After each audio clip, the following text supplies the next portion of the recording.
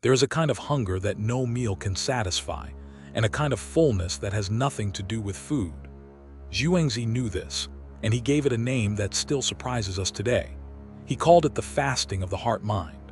We are used to fasting of the body, the simple act of setting down our knife and fork for a while. But Zhuangzi points to something deeper and stranger, a way of emptying not the stomach but the inner world, until there is room at last for something we usually crowd out. He tells it as a story, and like many of his best stories, he borrows a famous name to do it. He puts Confucius himself in the scene, the great teacher of order and duty, and gives him a student named Yan Hui. Now Yan Hui is eager the way young idealists are eager. He has heard that a certain ruler is cruel and reckless, treating his people like dust, and Yan Hui wants to go and set him straight. He will speak truth to power, he will reform the tyrant, he will do good in the world. And he comes to his teacher, glowing with the plan, sure that his goodness and his arguments will be enough. Confucius, in Zhuangzi's hands, is gently merciless. He picks the plan apart. If you go in stiff with virtue, he says, the ruler will only feel judged and dig in deeper. If you go in clever with arguments, you will become just another player in the game of words, and you will be crushed. Yan Hui tries one approach after another, and each time the teacher shows him how it will fail, because all of them are really about Yan Hui, about his ideas, his rightness, his image of himself as the one who fixes things. The young man finally runs out of strategies. He says, in effect, I have nothing left.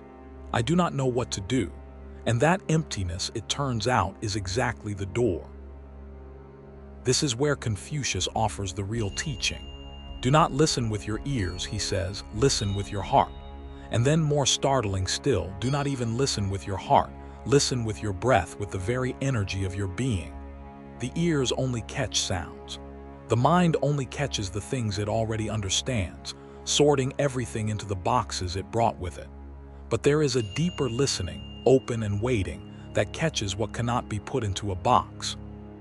That open, waiting emptiness, Confucius says, is where the Tao gathers. To make yourself empty in this way, that is the fasting of the heart-mind. Let us slow down and feel what he is pointing at.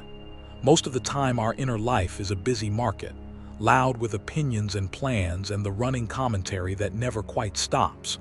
We meet a person and instantly we are judging, comparing, rehearsing what we will say next.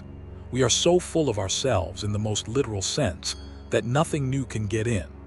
Zhuangzi is not asking us to become stupid or blank. He is asking us to put down, for a while, the constant noise of the grasping self, so that reality can arrive on its own terms instead of being shoved into our categories before we have even seen it. Notice that this fasting is not a withdrawal from the world. Yan Hui still has his difficult ruler to deal with. The point is not to run away to a quiet cave.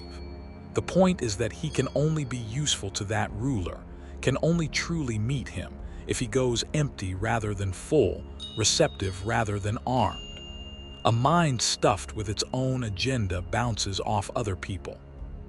A mind that has fasted can actually receive them, can feel the situation as it really is, and can respond from that living contact instead of from a script. The emptiness is not weakness. It is a higher kind of readiness. There is something quietly funny here, too, in the way Zhuangzi works. He takes Confucius, the very symbol of learning and proper conduct, and has him teach that the highest wisdom is to unlearn, to stop performing virtue, to become so empty that the Tao can move in. It is as if the most accomplished man in the room turns to the eager student and says, "Your real problem is that you are trying too hard to be good. Let it go. Make space. Then we shall see." So the thread that runs through this chapter is the strange power of emptiness. We tend to think that to be effective we must add more knowledge, more arguments, more control, more of ourselves pressed onto the world. Zhuangzi turns this upside down. The deepest receptivity, the truest presence, comes from subtracting, from a willingness to grow quiet and spacious inside. When the inner market falls silent, something larger can be heard. Fasting the heart-mind is not losing yourself. It is finally getting out of your own way, so that life and the Tao at its root can flow through you cleanly. In the next chapter, we will follow this emptying even further into a practice Zhuangzi called sitting and forgetting. If the fasting of the heart-mind asks us to set down our noise, sitting and forgetting will ask us to set down almost everything: the body, the cleverness, even the sense of being a separate self, and to discover what luminous, spacious freedom remains when we do.